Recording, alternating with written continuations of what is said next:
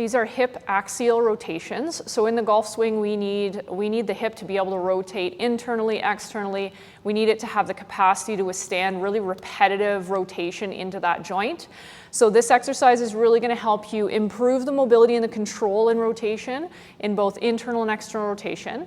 But also when you start to kind of build up your capacity and you start to add these axial rotations together, you're also going to build the capacity of the joint. And that's really what's going to help you play consecutive rounds and not feel stiffness and soreness after the round. So this one's really important, and you want to try and build up that capacity. So we're going to start with the bent knee axial rotations.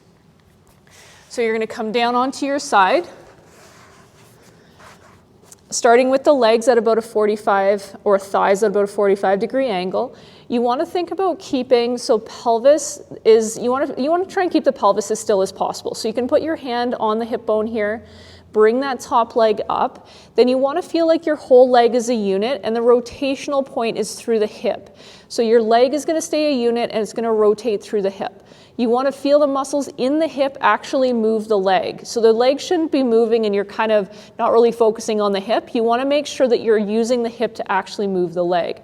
So I'm going to grab the pelvis, I'm going to keep my leg bent, I'm going to try and internally rotate, feel the muscles in the hip do that, and then I'm going to slowly try and externally rotate without rolling and moving my pelvis. So then I'm going to go back into internal rotation and external rotation. Repeat this about 3 or 4 times. Internal rotation and external rotation. We'll maybe do one more. Internal rotation and external rotation. So this is going to show you your capacity.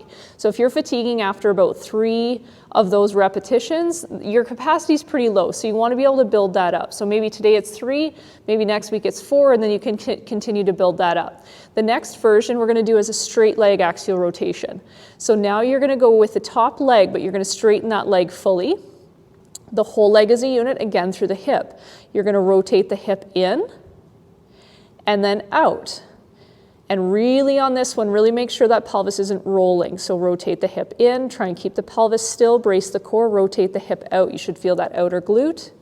Rotate the hip in, and then rotate that hip out. So these are straight leg axial rotations. Again, you would do the same thing here. So you would go maybe from bent leg, as you're building capacity, go right into straight leg axial rotations. Then the last version we can do is we can start to change the angle of hip flexion here or hip extension as well. So this is how, again, you would challenge it. So now maybe we go into about a 30-degree hip flexion and internally rotate, externally rotate, internally rotate, externally rotate. If you're still not too fatigued in the hip, challenge it, go up to 45 degrees and do some axial rotations there.